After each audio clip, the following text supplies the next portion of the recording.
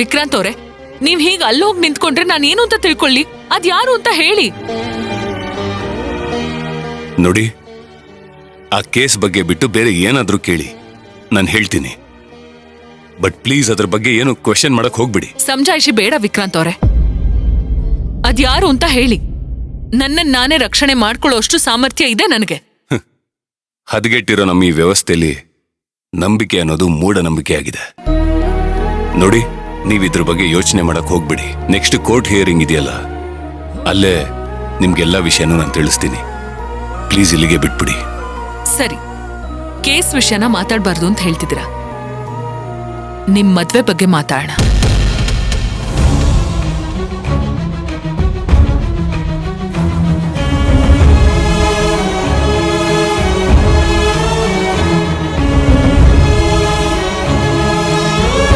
ಮದ್ವೆ ಬಗ್ಗೆ ಗಾಬರಿ ಆಗ್ಬಿಡಿ, ಕೋಪ ಮಾಡ್ಕೋಬೇಡಿ.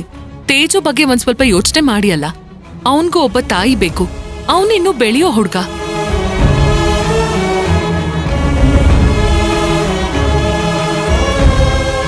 ನೋಡಿ, ಮದ್ವೆ ಅನ್ನೋದು ಎರಡು ಮನ್ಸುಗಳ ಮಧ್ಯೆ ನಡೆಯೋದು. ಹಾಗಾದ್ರೆ ಮಾತ್ರ ಆ ಮದ್ವೆಗೊಂದು ಬೆಲೆ ಇರುತ್ತೆ, ಉಳ್ಕೊಳ್ಳುತ್ತೆ.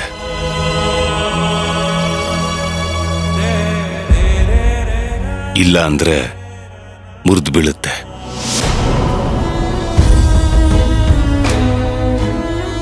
ಮದ್ವೆ ಅನ್ನೋದು ತುಂಬಾ ದೊಡ್ಡ ವಿಷಯ. ಯಾವ್ಯಾವ್ದೋ ಕಾರಣಕ್ಕೆ ಮದ್ವೆ ಆಗ್ಬಾರ್ದು. ಬಟ್ ತೇಜು ಸಫರ್ ಆಗ್ತಿದ್ದಾನೆ. ಸರಿ, ನೀವ್ ಹೇಳ್ದಂಗೆ ಇನ್ನೊಂದು ಮದ್ವೆ ಆಗ್ತೀನಿ ಅಂತ ಅನ್ಕೊಳ್ಳಿ. ಬರೋರು ತೇಜುನ ಪಕ್ಕಕ್ಕೆ ಸರಿಸಿದ್ರೆ, ಅವನು ಕೇರ್ ಮಾಡದೆ ಹೋದ್ರೆ, ಆ ಪುಟ್ಟ ಮನ್ಸಿಗೆ ಎಷ್ಟು ನೋವಾಗುತ್ತೆ ಅಂತ ಯೋಚನೆ ಮಾಡಿದೀರಾ? ನೀವ್ಯಾಕೆ ನೆಗೆಟಿವ್ ಆಗಿ ಯೋಚನೆ ಮಾಡ್ತಿದ್ದೀರಾ? ಜೀವನದಲ್ಲಿ ಪಾಸಿಟಿವ್ ನೆಗೆಟಿವ್ ಅಂತ ಎರಡೂ ಇರುತ್ತೆ. ಇವೆರಡೂ ಒಂದ್ ರೀತಿ ಹಗಲು ರಾತ್ರಿ ಇದ್ದಾಗೆ.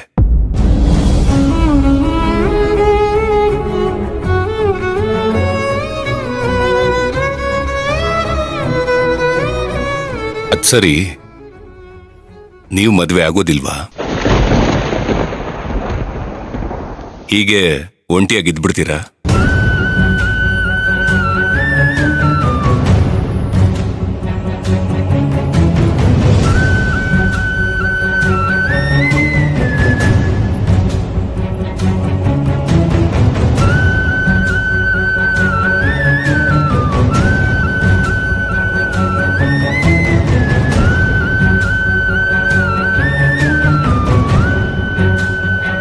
ಮದ್ವೆ ಅನ್ನೋದು ನನ್ನ ಪಾಲಿಗೆ ಉತ್ತರ ಇಲ್ಲದೆ ಇರೋ ಪ್ರಶ್ನೆ. ಆಗಿರೋ ಅನುಭವ ನೋಡಿದ್ರೆ ಮದ್ವೆ ಆಗೋದೇ ಬೇಡ ಅನ್ಸುತ್ತೆ.